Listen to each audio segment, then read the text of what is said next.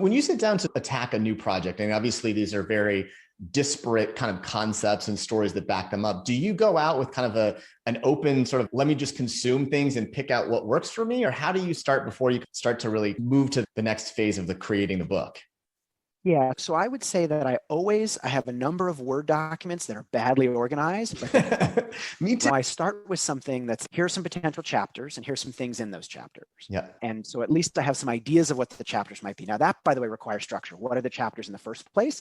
But that may start from a list of different ideas that I then pull and mold into different things. And that's a nice document to have because sometimes you don't have the time to dive into a particular chapter, but at least you can pull it somewhere so you have it for later.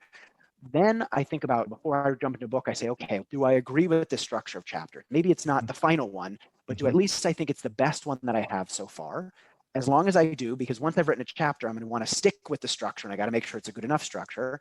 Then I go to the chapter and I say, well, what's in that chapter? And I start working on the structure of that chapter. And so moving from bigger levels to smaller levels, but also keeping in mind the bigger levels and trying to revise the bigger levels before you get down to the smaller ones. The chapters that I have in a proposal are not the same as the chapters that I have in a final book. Before I start writing the book, I want a sense of, writing this chapter going to change what I'm going to say elsewhere or not? If it's not going to, great. If it's independent, then I can just write it. But to the degree it's dependent, particularly like a framework where you want to have letters that spell a word, like steps, hold on, what's the framework going to be? What are the chapters going to be? If I write this chapter, but I no longer want to use that letter, what am I going to do about it? So having that interplay between the micro and the macro in terms of structure is certainly helpful.